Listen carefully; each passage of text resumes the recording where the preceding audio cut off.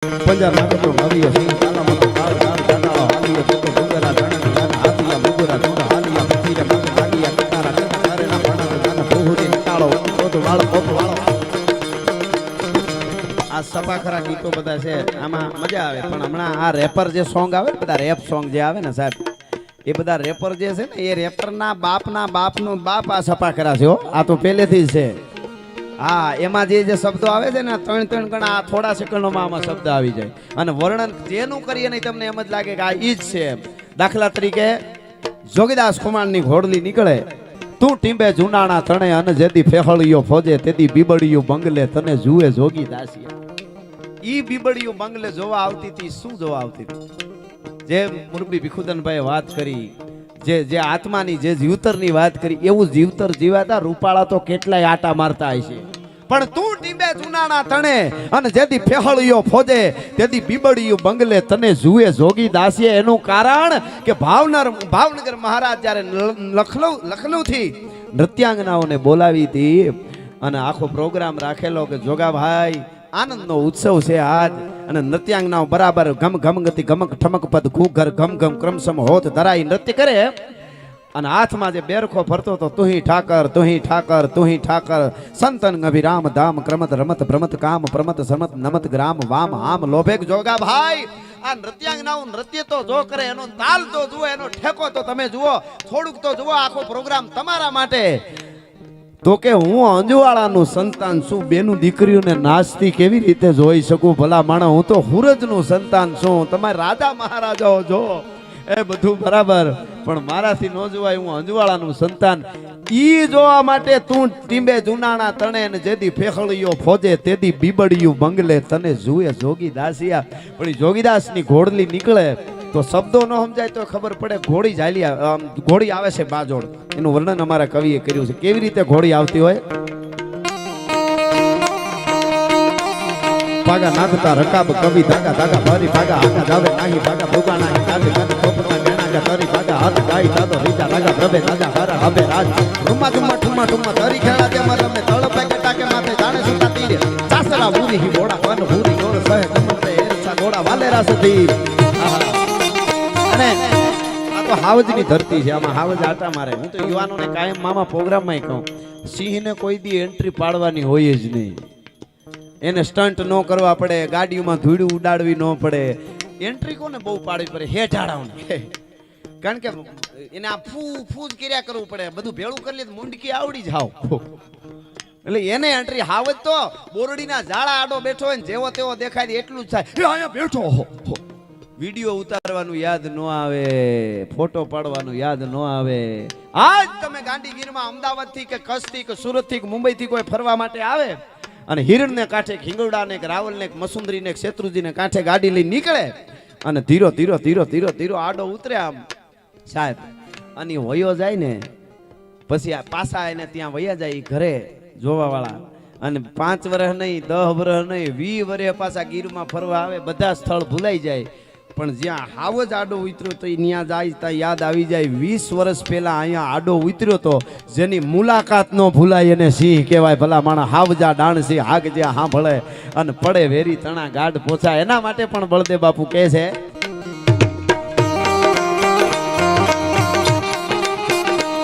પંજાબ નાખતો આવ્યો સિંહ તાલામાં તો કાળ કાળ કાટાળો આવ્યો તે તો ડુંગરા ધણની હાથિયા મૃગોરા જોડો હાથિયા પથીરે માથે લાગીયા કતારા કેતા ઘરેના પાણા બુહુરી ને તાળો નથી આસભાઈ બુહુરી ને તાળો નથી ગોદવાળા પપ્પુવાળા તાળે ને સમોટ તાળો મરતો ઉંકાર આતે ફાળો વિકરાળ તાળો હંધો જાણે કાળો શકે નહીં એક ધાપે હાથીયો શિકાર ધરાણો રસના ધરે ભૂલથી ના ભરે પાછો લાંગણો હોય તો કદી ખાઈ ના અખાજ આ શીખવા જેવું યુવાનોને હાવજ કોને કહેવાય તમને એવું લાગુ હોય તમારે હું હાવજ છું તો લાંગણો હોય તો કદી ખાઈ ના અખાજ અને છેતરી પેંતરો બાંધી કરે ના શિકાર કદી છેતરી પેંતરો ના કરે છેતરી પેંતરો બાંધી કરે ના શિકાર કદી અટંકો ફેફરા ફાડે કેહરી અવાજ અટંકો ફેફરા ફાડે કેહરી અવાજ ઈ હાવજની આ ધરતી છે અને એમાં ભક્તિની વાતો સુરાવની વાતો દાતારોની વાતો કલાકો સુધી થાય છેલ્લે 2 ગીતની 2 કડી લઈ અને પછી સપાખરું લઈને પાછો પણ મને ગમતું ગીત ને અત્યારે ખૂબ બધે ગુજરાતમાં ચાલે છે આ ગીત એટલે કે ઓખો તો દુનિયાથી નોખો કહેવાય દ્વારકાના દેવની તો વાત જ નો થાય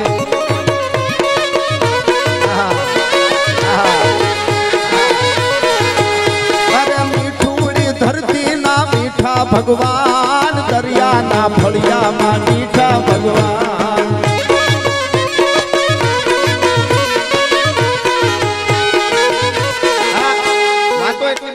હવે અને પણ મને ટૂંકમાં મારે કેવું છે પણ મીઠુડી આ ગીત મને લખતો ત્યારે મને વિચાર આવ્યો કે કાંઈક આમ નવું કાંઈક ન્યા ન આવ્યું એટલે મીઠુડી ધરતીના મીઠા ભગવાન અને દરિયાના ફળિયામાં ડીઠા ભગવાન દરિયાને કાંઠે એવું ગીતો ઘણા જોયા હતા પણ દરિયાના ફળિયામાં ડીઠા ભગવાન એ દ્વારકાધીશ કૃષ્ણ કનૈયો આપણો કનૈયો વિજ્ઞાની કેટલો છે એ તમને મનોવિજ્ઞાની દુનિયાનો કોઈ પણ ભગવાન હોય બધાને વંદન પણ એના માટે ઓળખાણ આપવી પડે પણ મામા આફ્રિકાના હબસીનું નાનું બાળક હોય તો ભલે અમેરિકાના ભૂરિયાનું બાળક હોય કે ભારતના કોઈ વર્ણનું બાળક હોય 5 વર્ષના બાળકને કડે કાળો દોરો બાંધી દ્યો અને માથે આમ મોરપીસ નાખો એટલે કાનુડો જ લાગે ઓળખાણ નો આપવી પડે ભલા માણસ કેવો વિજ્ઞાનિક છે એને કોહિનૂર નો હીરા નો ગોઠવ્યા એને કાંઈ નહીં એક મોરપીસ રાખી દ્યો એટલે આ આપણી પરંપરા ભગવાન રાઘવેન્દ્ર સરકાર મને ઘણા આ બધી વાતો આવે ને નગરના નામ ફેરવવાની વાતો આવે રસ્તાના નામ બદલાવાની વાતો આવે અમને બધું પૂછતા હોય રામ મંદિર બન્યું તો અમને મને કોઈ કીધું હતું મીડિયા વાળા કે રામ મંદિર બન્યું એમાં તમારું શું કહેવાનું મેં કીધું અયોધ્યામાં રામ મંદિર જોઈ ને અમે ક્યાં કાબુલમાં બનાવવાનું કહીએ છીએ અયોધ્યામાં રામ મંદિર જોઈ ને હવે બીજી વાત અયોધ્યામાં ગમે એટલું ખોદવાની છૂટ છે ત્યાં રામ મંદિરના જ બધા અવશેષો નીકળશે પણ કાબુલમાં ખોદો તમારા સનાતન ધર્મના મંદિરો નીકળશે એ ગેરંટી આપું છું અને નીકળે છે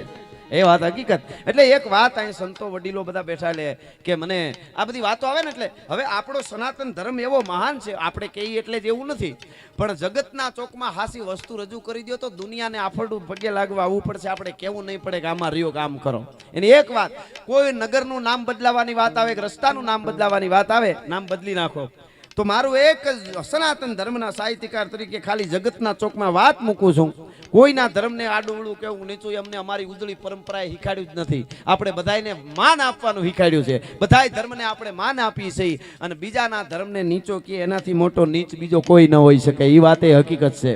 તો અત્યારે બધું એવું થાય છે એટલા માટે કહું પણ આ વાત મૂકું છું કે કોના નામના રોડ રસ્તા હોય અને કોના નામના નગર ઘડીક રાખી દઉં વાંધો ન હોય કે છૂટાની જરૂર છે વાહ વાહ વાહ વાહ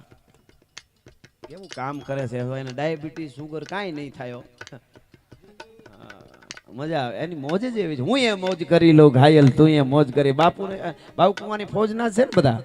હા એટલે એને કાંઈ ન વાંધો આવે મોજમાં રહેવા વાળા જે હોય ને એની